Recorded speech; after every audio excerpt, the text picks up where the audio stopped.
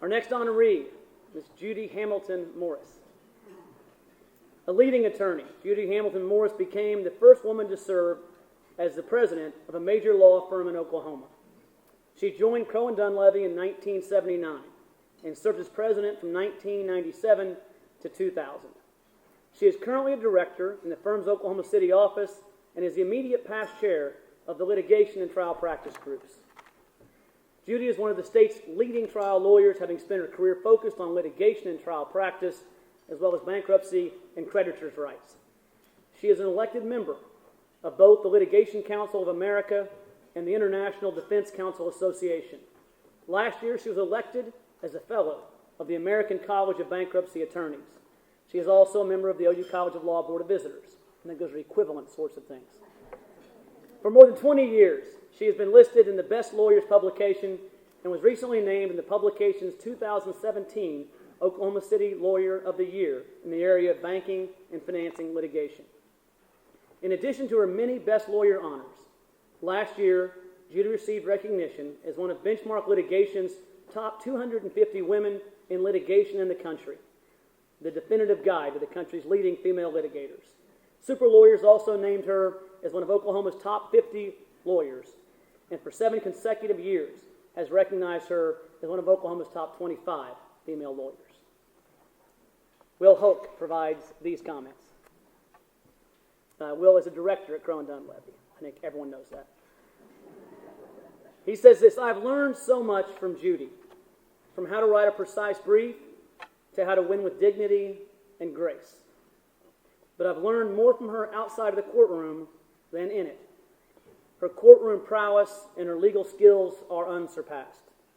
Throughout her career, she has endured chauvinistic insults from many, including an opposing counsel who once said, "Ladies and gentlemen of the jury, don't be swayed by the fact that my opponent has a little pregnant lady as his lawyer." The jury wasn't swayed, and she won fair and square. While such insults as this may have turned a lesser person to be sour to the world, Judy has remained graceful and kind.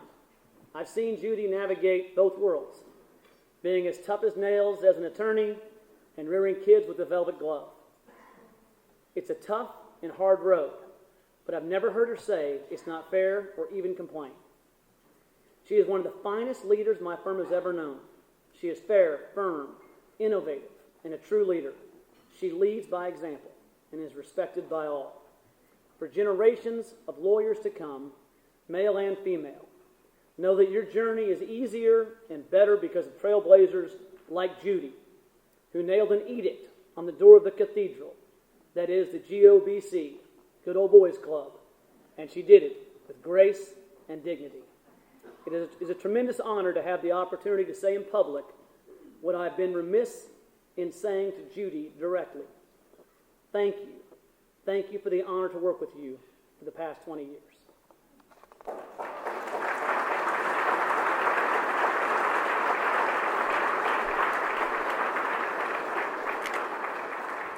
It appears she also serves on the comp committee.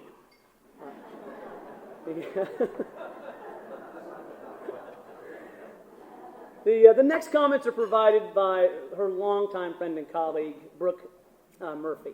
Brooke Murphy also helped rear me at Crowe and Dunlevy, along with Judy.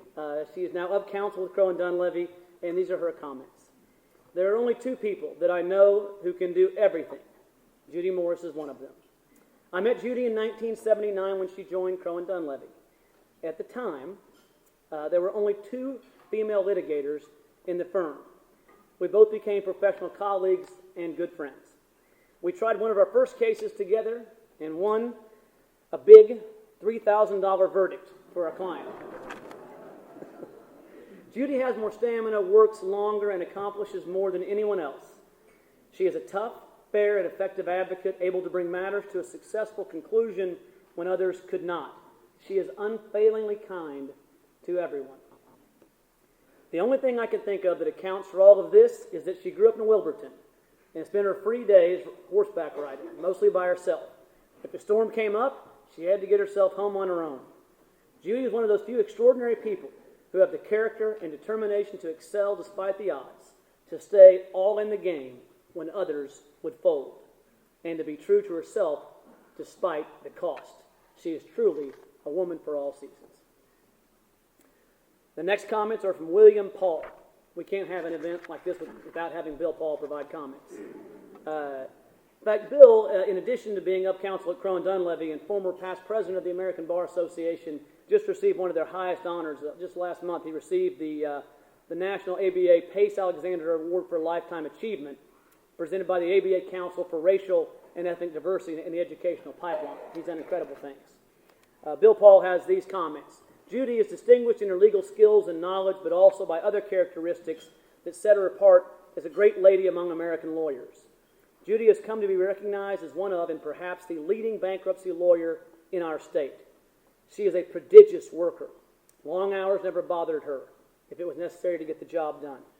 She is known as a leader. She is a trailblazer, and was the first woman to serve as president of Crow and Dunlevy. Now there have been 5 women to follow in that role.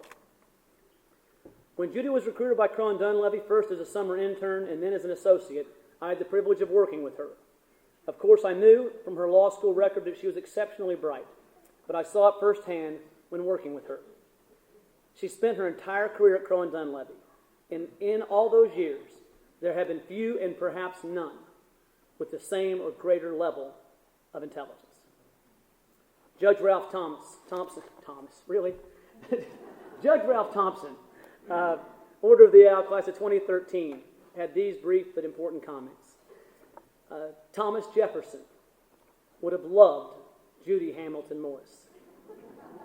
She has given real life to his dream of an aristocracy of achievement arising out of a democracy of opportunity. Overcoming obstacles that would have discouraged others, she persevered and with brilliance and skill achieved outstanding distinction as a lawyer, and she has done it all with elegance and grace. Thanks, Judy, for helping make up for the shortcomings of us much older owls. You make us all look better. Just a few days ago, in preparation for tonight, I received an email, and it was an email totally unsolicited from a former student that had worked with Judy. And she sent the email, and I asked her permission to read a part of it, and here's what she said.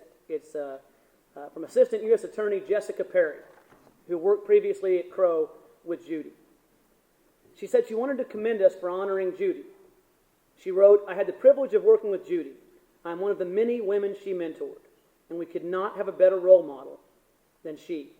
She has earned respect from her peers because she is smart, graceful under pressure, worked harder than everyone else, and most importantly, she is ethical. I plan to attend the dinner to honor Judy, and I know that several other lady lawyers also plan to attend in her honor. Thank you for selecting such a worthy member of the law school's Hall of Fame." In my lengthy, almost 12-month career at Crow and Dunlevy, she certainly helped school me along with Brooke, and I'm forever grateful. I served on boards with her, and she is a pioneer.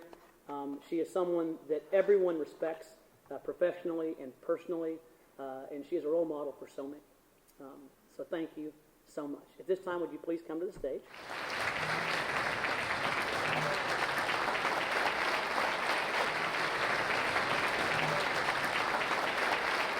Presenting the award to Judy is one of our student leaders, in fact, the leader of our student leaders, Megan Anson.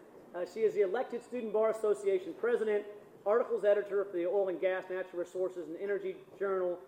She is terrific at everything she does. She's involved in every aspect of the law school, and the perfect person to pass along this award. Megan?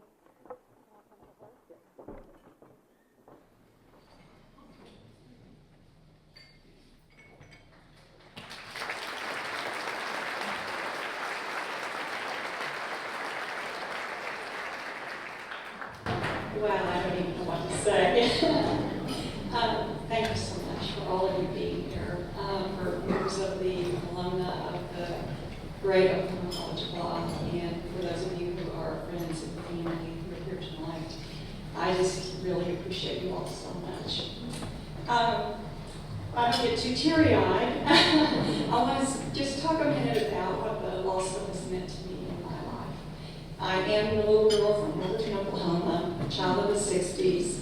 You know, went to junior college along with Judge Colbert I was talking to today, who also went there at Eastern A&M before coming to OU and getting my degree. And after another life and going into another career, after being out of college about 8 years, I decided to return to the practice of law, to try to get myself educated to go into the practice of law. And so I came to the University of Oklahoma College of Law.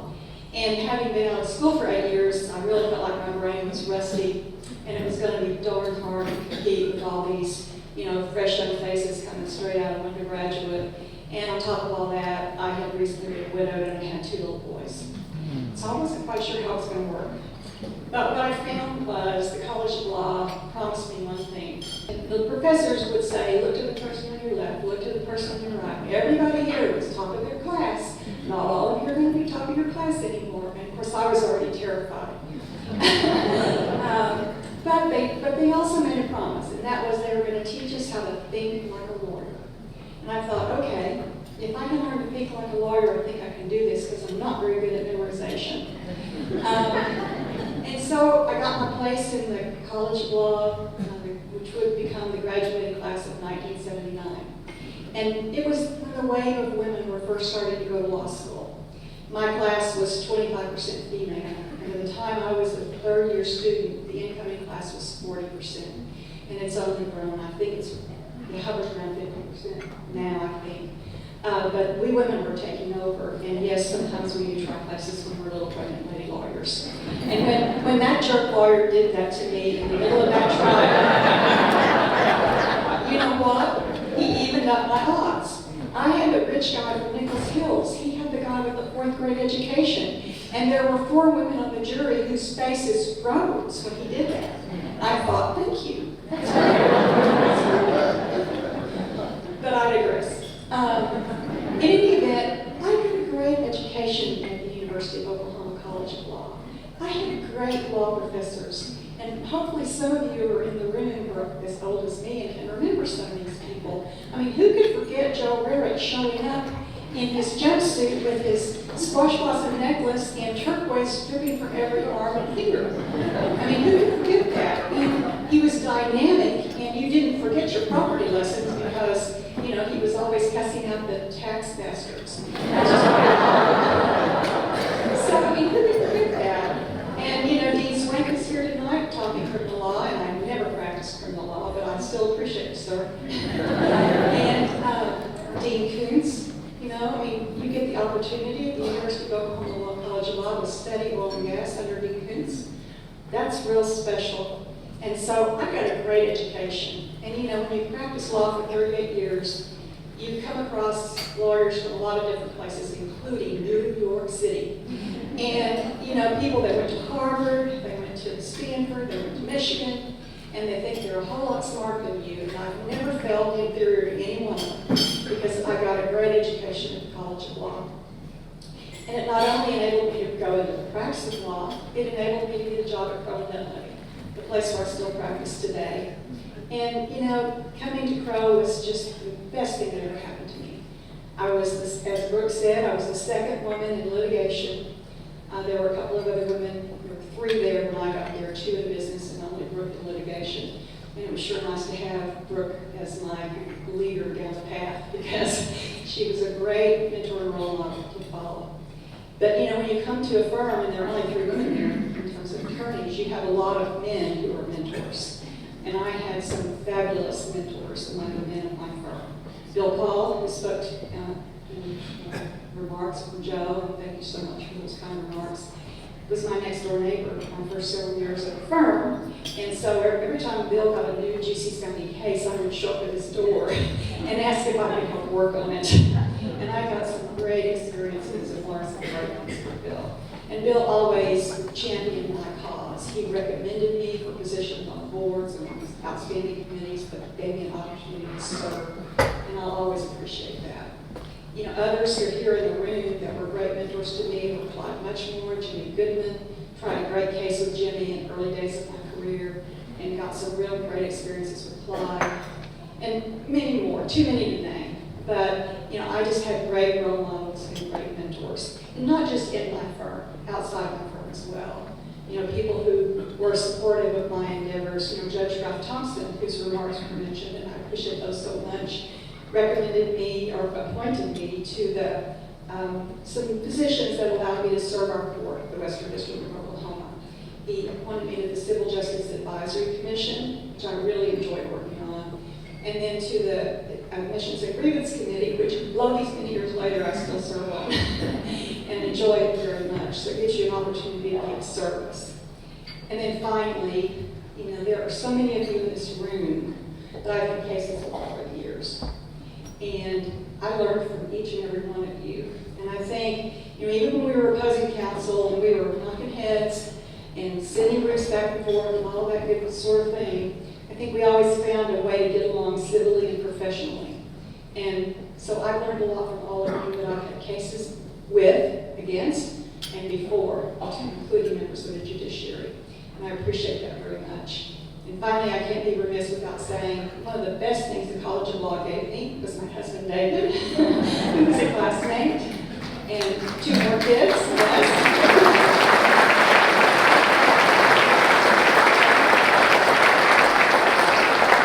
Including my lovely daughter, Lindsay, who's a lawyer in Kansas City.